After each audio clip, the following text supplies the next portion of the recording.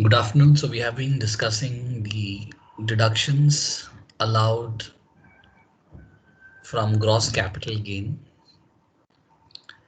and we have already discussed one important deduction, that is section 54 we have discussed, and in today's class we will discuss the next section, which is section 54B. So let me quickly recall the concept of deduction. So this is what we have been doing so far. We have been computing capital gains we have been computing capital gains without following this step, which is deduction. The rest of the steps we have been doing for a while now. So what is this step? Less deductions. In this step, the assessee is entitled to claim deduction, provided he follows the provisions of a particular section. So one provision we have discussed, and that is pertaining to section 54. So all deductions have one logic behind it. And that logic is, in order to claim deduction, you have to buy or invest something from your gross capital gain. So whatever gross capital gain you make here, from this amount, you have to invest in some property in order to get eligible for claiming deduction. And that is what we did in section 54. In order to claim deduction under section 54, first of all, assessee should sell residential house property, and after selling residential house property, whatever gross capital gain he makes, from that money he has to invest. Invest where? The answer is invest either in a new house property, or deposit the money in capital gain scheme, or do a combination of both. So if the assessee does this, he is entitled to claim deduction under section 54. So what is the asset specified under section 54? Residential house property. So what needs to be sold? Residential house property, which is long term, and what needs to be bought or what needs to be constructed is another residential house property, or and a combination of these two. Either you buy a house, deposit the money in capital gain scheme, or do a combination of both. And the section also specifies what is the duration to procure the new asset. So section 54B is also similar. Again, in this section also you have to sell something, and with that money you have to buy something else. So let's explore the provisions of section 54B in today's class. So let's follow the same format which I have noted down here. So in section 54B, exemption from capital gains is given when the assessee transfers urban agriculture land. So the asset specified in this section is urban agricultural land. The previous section 54, it was residential house property, and here it is urban agriculture land. So point number one, what needs to be sold? The answer is urban agriculture land.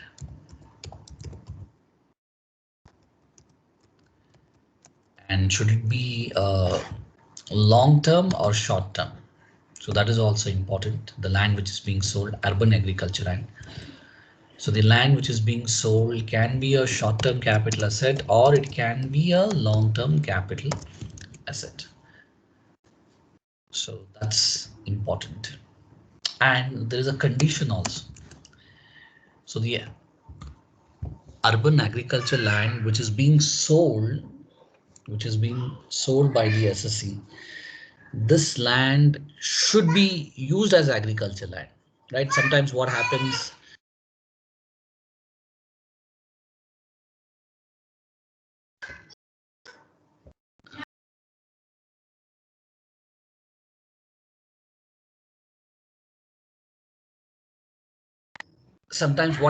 is you will have an agriculture land which remains unused for ages.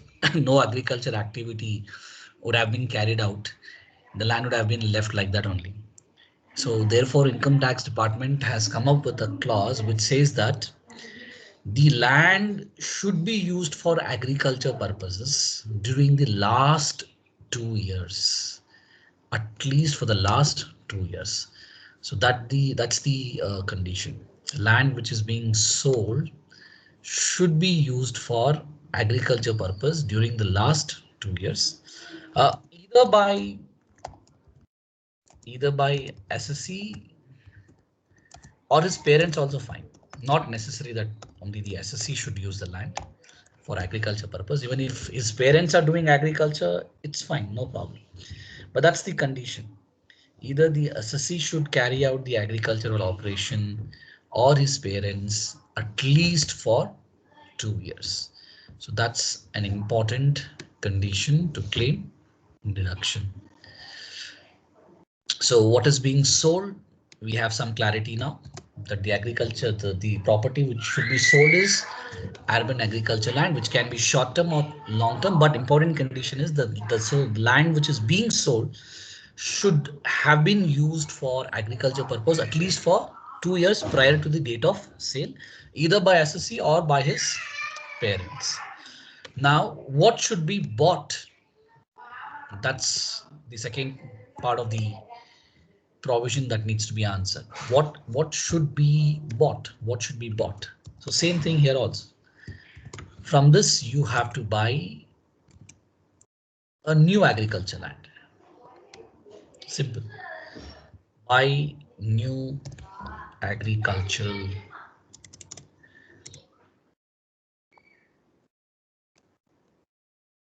So where should you buy this new agriculture land? That also is being specified clearly. So the new agriculture land should be purchased either in urban area or rural area. Either in urban area or rural area. So that is something which you have to understand, that the land which is being sold, can be the land which is being sold has to be an urban agriculture land, but the land which is being bought can be a rural land or it can be an urban land. Any of these.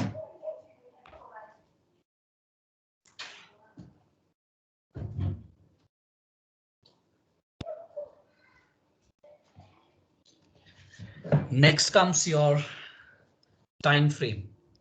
What is the duration given to buy the new land? So within what duration you have to buy the new land? So the answer is the new land should be bought within 3 years from the date of transfer. Within 3 years from the date of transfer. Or you can also deposit the money in capital gain scheme. So that option is also available. So these are the provisions of section 54. So section 54 says in order to claim exemption, assessee should transfer an urban agriculture land, which can be short term or long term. But important point here is that the land which you're planning to transfer or sell should have been used for agriculture purpose at least for the last 2 years, either by assessee or his parents. So whatever gross capital gain you make from selling this urban agriculture land, that should be reinvested where? It should be reinvested in buying a new agriculture land, which can be either in rural area or in urban area, and the new land has to be purchased within 3 years from the date of transfer. And the assessee also gets an option of depositing the money in capital gain scheme. So in order to claim exemption under section 54B, the assessee should either buy a new land, or the assessee should either deposit the money in capital gain scheme, or do a combination of both,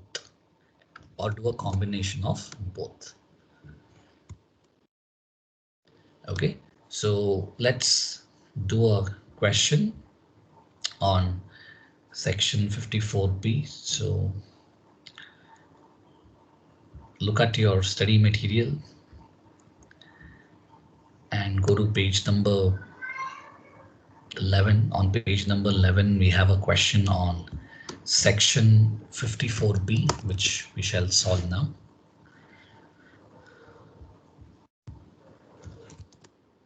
So this is the illustration on section 54B. Quickly go through this illustration.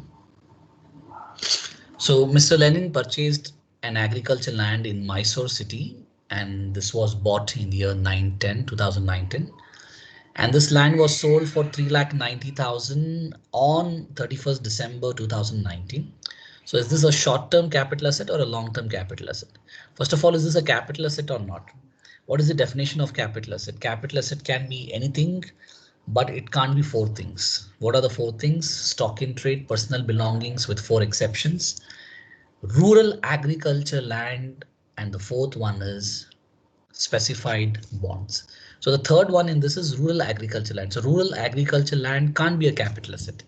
So is this a rural agriculture land or is this an urban agriculture land which is being sold? The asset which is being sold is an urban agriculture land because it is situated in Mysore city. Mysore is a city, it's an urban area, right? So don't get confused, because rural agriculture land is not a capital asset. If an assessee sells rural agriculture land, then we don't have to do any calculation at all. We can straight away write rural agriculture land is not a capital asset. But the land which is being sold and the land which is being specified in section 54B is urban agriculture land, right? So what is being sold here is urban agriculture land, right? So that is something which you have to remember well. So let's write down the format for calculation. The format would remain same, doesn't matter which section we are doing, what type of capital asset we are doing. The format is almost the same.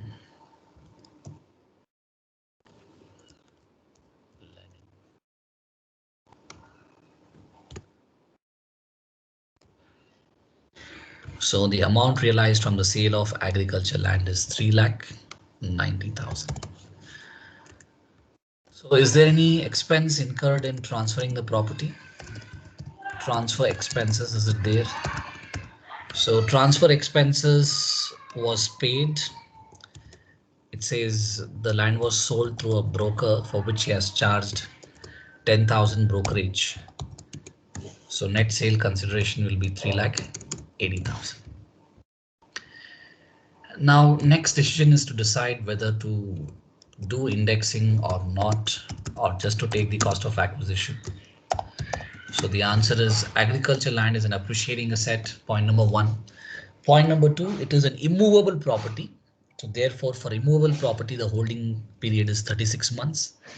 So is this held for more than 36 months? It is bought in 910, it is sold in 2019. So obviously this is held for more than 36 months, and therefore it is a long-term capital asset. And for all long-term capital assets, we do indexing. So we have to take index cost of acquisition.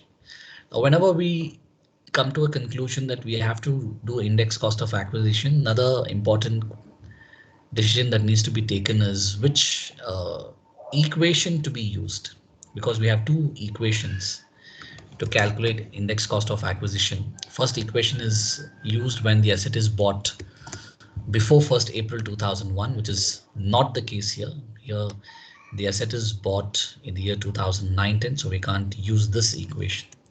So we have to use this cost of acquisition divided by CII of acquisition year multiplied with CIA of previous year. So what is the cost of acquisition of this land is mentioned here. Mr. Lenin purchased this land. Mr. Lenin purchased this land in the year 2009-10 for 1,36,400. So let's write 1,36,400 divided by CII of purchase year. Purchase year is 910 and the CII is 148.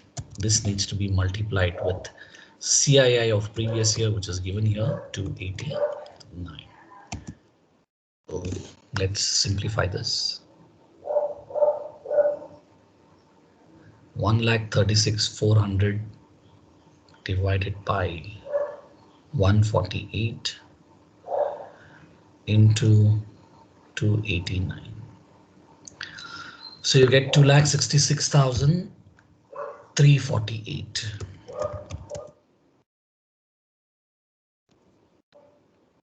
So this is the index cost of acquisition. There is no improvement as such in this question. So this will itself will become taxable. Sorry, this is not taxable. This is gross long-term capital gain. So 3,80,000 minus 2,66,348. So this will give you 1,13,652. So this is your gross long-term capital gain. Next we'll apply deductions. Less deductions.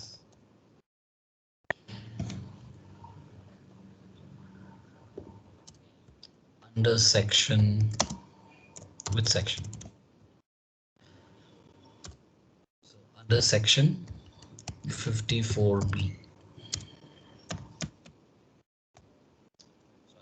54B, if you want to claim deduction, you have to first buy a new agriculture land or deposit the money in capital gain scheme or do a combination of both. So whether the SSA has done this in this question or not, we have to figure out. So Mr. Lenin purchased another agriculture land and the new agriculture land should be purchased within 3 years from the date of transfer. This is the date of transfer. So has he purchased this within 3 years from the date of transfer? The answer is yes, he has. So he has bought a new agriculture land for how much? Purchase of new agriculture land, and the new land can be bought either in rural area or urban area, does not matter. So he has spent 70,000 to buy this new land. Second, he has also deposited the money in capital gain scheme, which is here, capital gain scheme, deposit 30,000. So deposit in capital gain scheme.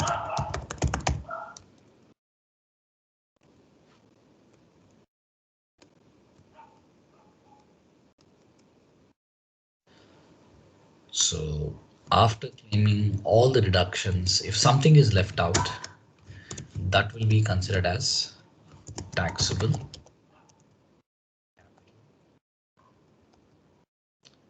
In fact, this is taxable long-term capital gain. So 13,652 will be the left out amount which gets taxed. The SSC has saved a lot of money here by reinvesting the amount as per the provisions of section 54. So any questions, any doubts on section 54B, you can go ahead and clarify your doubts now. I'll just unmute you people.